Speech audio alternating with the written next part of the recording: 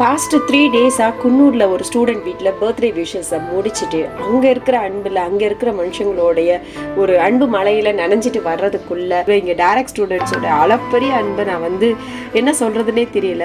2-3 டேஸாக இன்ஸ்டியூட்டில் இருந்து இவ்வளோ ஃபோர்ட்ஸ் போட்டு இவ்வளோ ஒரு பெரிய பெரிய வேலைகள் எல்லாமே பின்னாடி இருந்து பண்ணியிருக்காங்க. இதுக்கெலாம் நான் என்ன கைமாறு பண்ண போகிறேன்றதும் எனக்கு தெரியல. இவ்வளோ அன்பு இவ்வளோ ஒரு நல்ல உள்ளங்களோட நம்ம வாழ்ந்துட்டு இருக்கோம் தினமும் அப்படின்னு நினைக்கல. எனக்கு சொல்கிறதுக்கு வார்த்தைகளே இல்லை.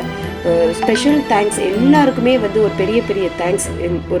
என்னுடைய பர்த்டே இவ்வளோ ஸ்பெஷலாக இருக்கும், இவ்வளோ என்ன சொல்கிறது, இவ்வளோ சந்தோஷமாக இருக்கும்னு நான் எதிர்பார்க்கவே இல்லை. எந்த ஒரு சின்ன சிம்டம்ஸ் கூட எனக்கு தெரியல இவங்க இவ்வளோ வேலை பின்னாடி பார்க்குறாங்க அப்படிங்கிறது. என்னோடய ஹஸ்பண்டோடு சேர்ந்து எல்லா ஸ்டூடெண்ட்ஸும் பெரிய லெவலில் பிளான் பண்ணி இவ்வளோ சிறப்பாக பண்ண முடியுமா, நம்மளோட பர்த்டே இவ்வளோ சிறப்பாக இருக்குமா, அதுவும் தெரியாத ஒரு மகிழ்ச்சின்னு சொல்லுவோம்ல, ஒரு சர்ப்ரைஸ்ன்னு சொல்லுவோம்ல, அந்த சர்ப்ரைஸில் தைக்க வச்சதுக்கு எல்லா ஸ்டூடெண்ட்ஸ்க்கும் என்னோட சார்பாக பெரிய ஒரு தேங்க்ஸ்.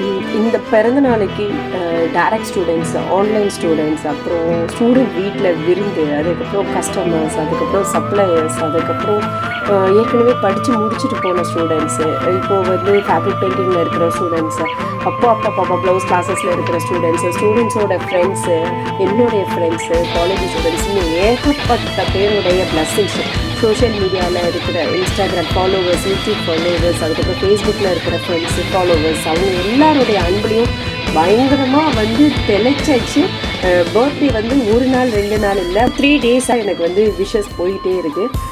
ரொம்ப ரொம்ப ரொம்ப ரொம்ப தேங்க்ஸ். இன்னும் நிறைய மனுஷங்க எங்களுடைய உலகத்தில் இருக்கணும், இன்னும் நிறைய பேரோட ஆசீர்வாதம் எங்களுக்கு இருக்கணும் அப்படின்னு சொல்லிட்டு நான் தினமும் இறைவன்கிட்ட கேட்டுக்கிறேன்.